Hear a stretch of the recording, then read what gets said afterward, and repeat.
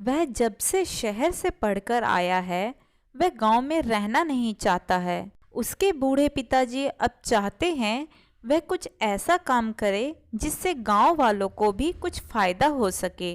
मगर आशीष को लगता है कि उसे अपने बारे में सोचना चाहिए, क्योंकि वह अब अपनी पढ़ाई पूरी कर चुका है। उसे जीवन में आगे बढ़ना है। जब यह बात उसके बूढ़े पिता ने सुनी तो शायद उन्हें भी अब लग रहा था कि समय बदल रहा है। आज के बच्चे अपने बारे में ज्यादा सोचते हैं।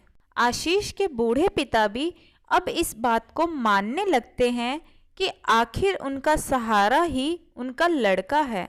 अब आशीष की शादी हो जाए तो बहुत अच्छा होगा, लेकिन इस बारे में आशीष कुछ नहीं कहता है। वह अपने पिता से कहता है कि अब मुझे शहर जाना है, क्योंकि कंपनी की छुट्टी समाप्त हो चुकी है। बूढ़े पिता सही से बात भी नहीं कर पाए थे कि अब उसे जाना था। वह अब जो गया कभी वापस नहीं आएगा, ये बूढ़े पिता नहीं जानते थे।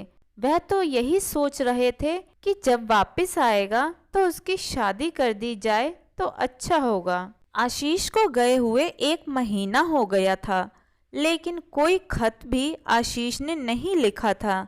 बूढ़े पिता को बहुत चिंता हो रही थी, क्योंकि अभी तक ऐसा नहीं हुआ था। उनका मन हो रहा था कि शहर में जाकर अपने बेटे से मिला जाए। यही सोचकर उनके खेत में काम है, वह खत लिखते हैं, उसके बाद ही शहर जाएंगे। 2 महीने बीत गए थे, खत का कोई जवाब नहीं आया था। अब बूढ़े पिता की चिंता बहुत बढ़ गई थी। उन्हें अब ऐसा लग रहा था कि उन्हें शहर जाना चाहिए। अगले दिन बूढ़े पिता शहर जाने के लिए तैयार हो रहे थे कि तभी आशीष आता है। बूढ़े पिता उसे देखते हैं और उसके बाद उन्हें बहुत अच्छा लगता है, क्योंकि सब ठीक है। उनकी चिंता अब समाप्त हो गई थी। लेकिन आशीष के साथ कोई और भी आया था। वह आशीष की पत्नी थी, जिससे आशीष ने शादी कर ली थी।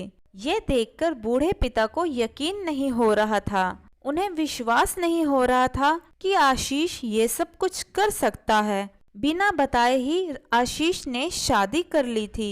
अब आशीष कहता है कि ये सब कुछ जल्दी में हुआ था, मैं आपको बता भी नहीं पाया था।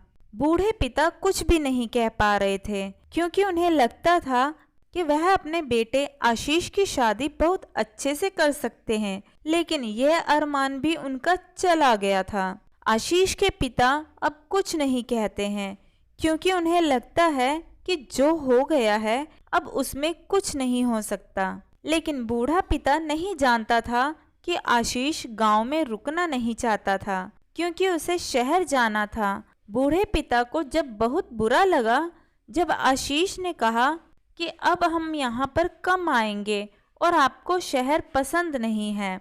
शायद इसका मतलब यह था कि आशीष अपने पिता को साथ नहीं रखना चाहता था। दोस्तों, जीवन में कभी ऐसा कोई काम ना करें जिससे तकलीफ बहुत बढ़ जाए। तो दोस्तों, आपको हमारी आज की ये छोटी सी कहानी कैसी लगी, कमेंट करके ज़रूर बताइएगा। कहानी पसंद आई हो तो वीडियो को लाइक शेयर करें और चैनल हिंदी स्टोरीज डियर को सब्सक्राइब करना ना भूलें। वीडियो को पूरा देखने के लिए बहुत बहुत धन्यवाद दोस्तों। तो मिलते हैं अगली कहानी में, तब तक के लिए जय श्री कृष्णा।